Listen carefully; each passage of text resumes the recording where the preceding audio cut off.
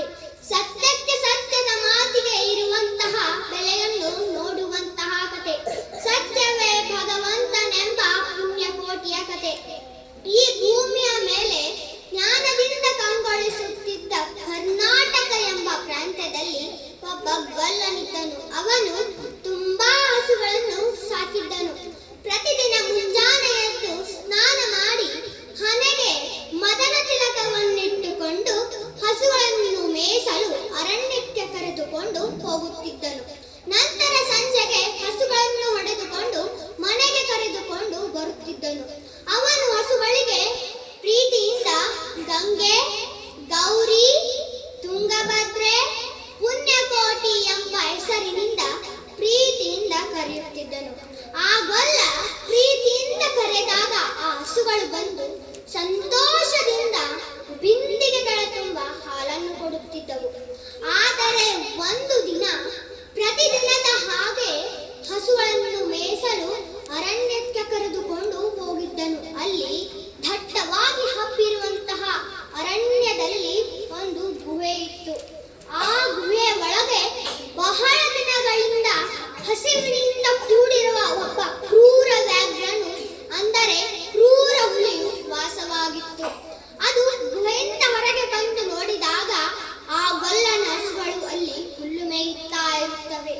ಮೊದಲೇ ಹಸಿವಿನಿಂದ ಕೂಡಿರುವ ಕ್ರೂರ ಹುಲಿಯು ಜೋರಾಗಿ ಗರ್ಜಿಸುತ್ತಾ ಹಸುಗಳ ಮೇಲೆ ಚಂಗನ ರಭಸದಿಂದೆಗರಿ ದಾಳಿ ಮಾಡುತ್ತದೆ. ಆ ಕ್ರೂರ ಹುಲಿಯ ದಾಳಿಯನ್ನು ನೋಡಿದ ಹಸುಗಳು ದಿಕ್ಕಾಪಾಲಾಗಿ ಓಡಿ ತಮ್ಮ ಮನೆಯನ್ನು ಸೇರಿಕೊಳ್ಳುತ್ತವೆ. ಆದರೆ ಅದರಲ್ಲಿ ಪುಣ್ಯಕೋಟಿ ಎಂಬ ಹಸು ತನ್ನ ಕಂದನನ್ನು ನೆನಪಿಸಿಕೊಂಡು ತನ್ನ ಕಂದನಿಗೆ ಮೊಲೆಯನ್ನು ಕೊಡಬೇಕು ಎಂದು ನಿಧಾನವಾಗಿ ನಡೆದುಕೊಂಡು ಹೋಗುತ್ತಿರುತ್ತದೆ.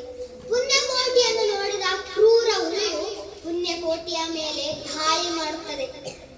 ಆ ಕ್ರೂರ ಹುಲಿಯ ದಾಳಿಯನ್ನು ನೋಡಿದ ಪುಣ್ಯಕೋಟಿಯು ತಪ್ಪಿಸಿಕೊಳ್ಳಲು ಹೋಗಿ ದಾರಿ ತಪ್ಪಿ ದಾರಿ ಇಲ್ಲದಂತಹ ಸ್ಥಳದಲ್ಲಿ ಹುಲಿಯ ಕೈಗೆ ಸಿಕ್ಕಿಬಿಡುತ್ತದೆ.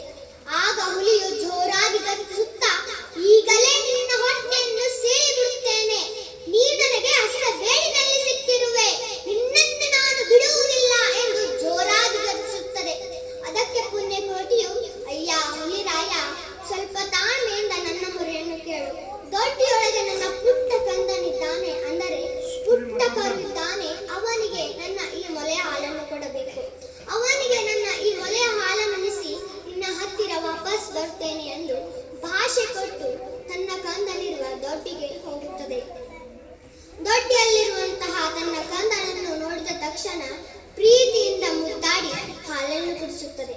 ಹಾಲನ್ನು ಕುಡಿಸಿ ತನ್ನ ಕಂದನಿಗೆ ಈ ರೀತಿ ಹೇಳುತ್ತದೆ, ಕಂದ, ನಾನಿವತ್ತು ಹುಲಿಯ ಕೈಗೆ ಸಿಕ್ಕಿದ್ದೇನೆ, ನನ್ನ ಕಂದನನ್ನು ನೋಡಿ ಹೋಗುವೆನೆಂದು ಆ ಹುಲಿರಾಯನಿಗೆ ಭಾಷೆ ಕೊಟ್ಟು ಬಂದಿದ್ದೇನೆ ಎಂದು ಹೇಳುತ್ತದೆ. ಅದಕ್ಕೆ ಆ ಪುಟ್ಟ ಕಂದಮ್ಮ ಅಮ್ಮನಿಗೆ ಈ ರೀತಿ ಹೇಳುತ್ತದೆ, ಅಮ್ಮ, ನೀನಿಲ್ಲದಿದ್ದರೆ ನಾನು ಹೇಗೆ ಬದುಕಲಮ್ಮ, ಯಾರ ಕೊಲೆಯನ್ನು ಕುಡಿಯಲಮ್ಮ, ಯಾರ ಜೊತೆಯಲ್ಲಿ ಮಲಗಲಮ್ಮ, ಯಾರು ನನಗೆ ಹಿತವರು ಎಂದು ದುಃಖದಿಂದ ಹೇಳುತ್ತದೆ. ತನ್ನ ಕಂದನ ಬಾಧೆಯ ಮಾತುಗಳನ್ನು ಕೇಳಿ ಪುಣ್ಯಕೋಟಿಯು ಕಣ್ಣೀರು ಹಾಕುತ್ತದೆ. ಕೊಟ್ಟಿಗೆಯಲ್ಲಿರುವಂತಹ ತನ್ನ ಸಹಪಾಠಿಗಳನ್ನು ಕರೆದು, ಅಮ್ಮಗಳಿರ, ಅಕ್ಕಗಳಿರ, ಎನ್ನ ತಾಯೊಡ ಹುಟ್ಟುಗಳಿರ, ಈ ಕಂದ ನಿಮ್ಮವನೇ ಎಂದು ಕಾಣಿರಿ, ನಿಮ್ಮ ಮಗನೇ ಎಂದು ಭಾವಿಸಿ ಥಪ್ಪಲಿಯ ಈ ಕಂದನು, ಮುಂದೆ ಬಂದರೆ ಹಾಯಬೇಡಿ, ಹಿಂದೆ ಬಂದರೆ ಬದೆಯಬೇಡಿ, ಕಂದ ನಿಮ್ಮವನೆಂದೇ ಕಾಣಿರಿ, ತಬ್ಬಲಿಯ ಈ ಕರುವನು ಎಂದು ಹೇಳಿ ಹಸು ಕಾಡಿಗೆ ಹೊರಡುತ್ತದೆ. ಆಗ ಆ ಪುಟ್ಟ ಕಣ್ಣಮ್ಮ ಹಿಂದಿನಿಂದ ಹೋಗಿ ಬಾಲವನ್ನು ಹಿಡಿದು ಎಳೆದಾಗ, ತಬ್ಬಲಿಯು ನೀನಾದೆ ಮಗನೇ, ಹೆಬ್ಬುಲಿಯ ಬಾಯಲ್ಲಿ ಹೋಗುವೆ ಎಂದು ಇಬ್ಬರನ್ನ ತೀರಿತೆಂದು ಮುದ್ದಾಡಿತು ಕರುವನು. ಹಸು ತಡ ಮಾಡದೆ ಗುಹೆ ಒಳಗೆ ಹೋಗುತ್ತದೆ. ಹುಲಿರಾಯನಿಗೆ ಹೇಳುತ್ತದೆ, ನನ್ನ ದೇಹದಲ್ಲಿ ಬಹಳಷ್ಟು ಮಾಂಸಖಂಡಗಳಿವೆ, ನನ್ನ ಹೃದಯದಲ್ಲಿ ಬಿಸಿ ರಕ್ತ ಹರಿಯುತ್ತಿದೆ, ನೀನು ನನ್ನನ್ನು ತಿಂದರೆ ಸಂತೋಷದಿಂದ ಬಾಳುವೆ ಎಂದು ಹೇಳಿ ಹುಲಿಯ ಮುಂದೆ ಹೋಗಿ ನಿಂತಿತು. ಆ ಪ್ರಾಮಾಣಿಕ ಹಾಗೂ ಸತ್ಯನಿಷ್ಠೆಯ ಹಸುವನ್ನು ನೋಡಿ ಹುಲಿಯ ಮನಸ್ಸು ಕರಗಿ ತನ್ನೊಳಗೆ ತಾನು ಪಶ್ಚಾತ್ತಾಪವನ್ನು ಪಟ್ಟುಕೊಂಡು ಕನ್ನೆಗಳನ್ನು ಕೊಂದು ತಿಂದರೆ ಆ ಪರಮಾತ್ಮನು ಮೆಚ್ಚಲಾರ. ಹಾರಿ ತನ್ನ ಪ್ರಾಣವನ್ನು ಕಳೆದುಕೊಂಡಿತು. ಸತ್ಯ ಮತ್ತು ಪ್ರಾಮಾಣಿಕತೆಯಲ್ಲಿ ದೇವರು ನೆಲೆಸಿರುತ್ತಾನೆ ಎಂಬುದು ಈ ನೀತಿ ಕಥೆಯಿಂದ ನಾವು ಕಾಣಬಹುದು. ಕ್ರೂರ ವ್ಯಾಘ್ರನು ಕೂಡ ಸತ್ಯ ಧರ್ಮದಿಂದ ಸೋತು ಹೋಯಿತು. ಹಾಗೆ ನಮ್ಮ ಬದುಕಿನಲ್ಲಿ ಸತ್ಯ ಧರ್ಮ ಪ್ರಾಮಾಣಿಕತೆಯನ್ನು ಅಳವಡಿಸಿಕೊಂಡರೆ ನಮ್ಮ ಈ ಸಮಾಜದಲ್ಲಿ ಕೂಡ ಸ್ವಾಸ್ಥ್ಯ ಕಾಣಬಹುದು. ಆದ್ದರಿಂದ ನಾವೆಲ್ಲ